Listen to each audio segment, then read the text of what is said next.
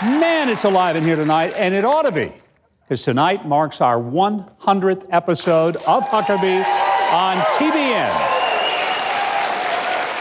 Yeah, this is a milestone that we are proud didn't become a millstone for the network, because your loyal viewership has made the show a great and growing success. And we are genuinely grateful to you, our faithful viewers, for what we hope will be many years of bringing information, inspiration, encouragement, and even some entertainment your way. We've got a terrific team of people that you never see, but these are the real workhorses of this show. That picture right there gives you a little idea of how many people it takes to do this show every week.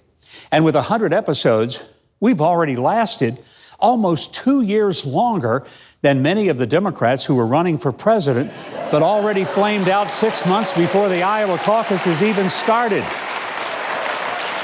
So, that brings me to a thought.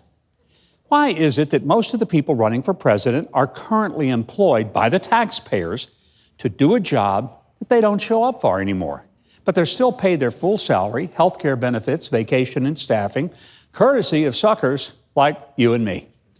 Now, just so you know, I did not run for president the first time until my term as governor was completed. And the second time, I didn't run until several months past the time that I walked away from my radio show, my Fox TV show, the speaking circuit, and board positions with several corporate and nonprofit organizations. But I looked around on the stage when I ran in the Republican primary, and now I'm watching the Democrats, both parties. And I see that most of the people running for president already have jobs that the taxpayers are paying for. And if their presidential ambitions turn to dust, kind of like mine did, then they just keep on getting that same paycheck. So my proposal is this. If you run for any office other than the one that you currently hold, you got to resign the office you hold in order to pursue the one that you've decided you'd rather have. Because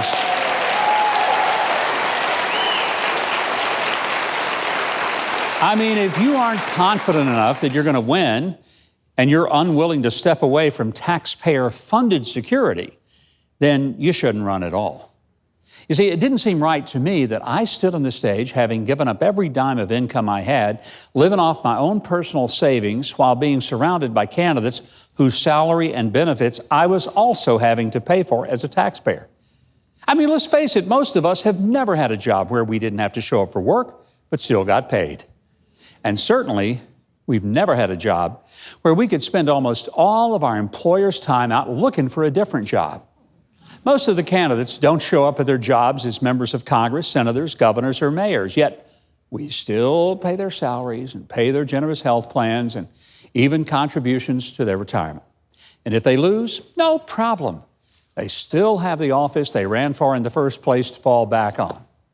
I just wonder if anyone in Congress would ever have the audacity to introduce legislation that if you wish to run for something other than the position you already asked for, you got to resign and let someone else do it while you pursue the office that you now think you'd rather have. And if you don't become president or whatever else, then you got to start over and see if the voters trust you enough to put you back in the job that you once begged them to have.